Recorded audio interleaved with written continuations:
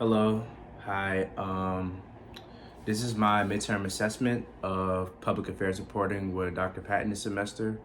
My name is Donovan McNeil. I'm a senior journalism major, environmental studies minor from Tallahassee, Florida, and I'm taking public affairs reporting this semester.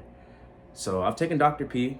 Well, this is Dr. P, but I've taken your class 3 times already, so I'm very familiar with how this video things work and myself. And I appreciate the past experiences. As a teacher, I feel like through your tutelage, I feel like I've grown a lot as a journalist, as a reporter, as a person who creates media. And so far, this class has been an extension of those teachings and much more.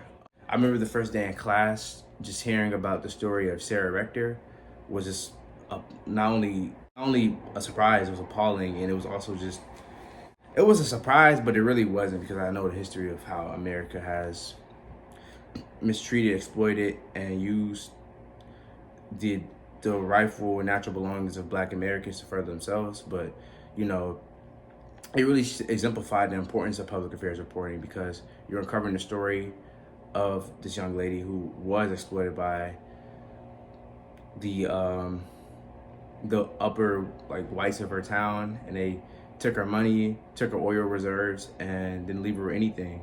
And the fact that you were able to uncover a story about her, which just shows it has such importance because without public affairs reporting, without the watchdog journalism that public affairs reporting is, there wouldn't like probably no one would have really like put that story to the spotlight.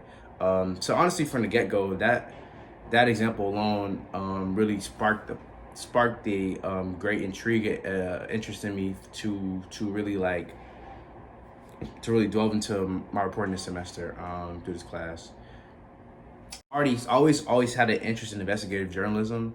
I've discussed it with you, but that's like really what I want to do in my profession. So it's just seeing the similarities between the two, the in-depth reporting, the watchdog journalism, the get on get to the bottom of uncover exploitation, uncover wrongdoings, uncover corruption, things of that nature, holding people accountable, holding authority accountable, people in position of powers. There's so many similarities between the two, and I'm really like I'm really finding a way to combine it, like a symbiosis into one interest. And I've tried to like use things I've learned the past semester on top of one class discussion we had about different story structures. Being a journalism student here, we've kind of gotten an inverted pyramid drilled into our minds through the 4 years at Howard, but learning about the new things, well, I've known about narrative and chronological structure too, but some of the other structure choices, such as thematic, diamond, martini glass, especially that one, I never knew about that. And the Wall Street Journal reporting, which is kind of like very investigative. It's very cool to know. And I would like to implement some of those choices into my future stories just to really really have that creative outlet and really see the art in reporting, because obviously we have to maintain a bias and objective in everything we do, but there's a way to structure your stories in a way to have your own unique voice. And I appreciate the lessons and learning that. Additionally, I learned a lot from this class about working sources, like developing learning how to develop sources better, developing relationships with gatekeepers and guides. I didn't really know about that prior to this course. And my partner and I are trying to work that through our beat memo, our assignment.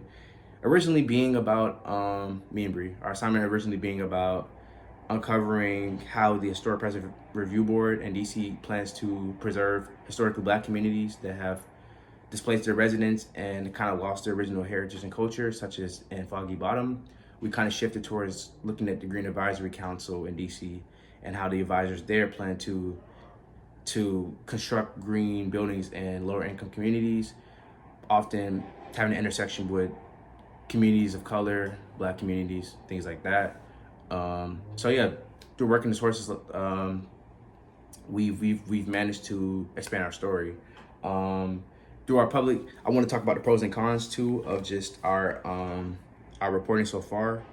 Our reporting through our public events, being first the Green Advisory Board and the Historic Preservation Review Board, which obviously co-align with our beat memo. But yeah, I will admit the major con is that it's kind of hard to report through a Zoom meeting or a WebEx meeting. Usually they're through a digital format. So there's not really much of an interaction there between us and the actual speakers, but just being able to sit through the meetings, it's pretty easy to take notes and then, try to contact sources afterwards to get additional quotes. I think we've been able to extrapolate some pretty interesting angles. Being for the Green Advisory Board, we talked about it's crossing my mind, but there's a construct in Southeast DC and Ward 5, actually in Congress Heights. They built a I'm sorry, the name crossed my mind, but like a mixed use residential community based building, and it's actually completely run and owned by residents of Congress Heights, which is very cool. So the residents, they spoke a lot during the meeting, and they all unanimously loved the idea. We honed on that for the angle because I want to give the people who live there the voice. And with the with the Green Advisory Board council meeting, this one was a little more difficult because no residents or no citizens or civilians spoke at the meeting, but they did mention a lot about public schools in DC and how the Green Advisory Board wants to use more sustainable methods in reconstructing schools or redeveloping schools. So we really focused on that, such as Banneker High School, very popular high school, Dunbar High School, and then there was a few other middle schools. So yeah, that was really interesting to try to find a way to make something that's kind of boring interesting.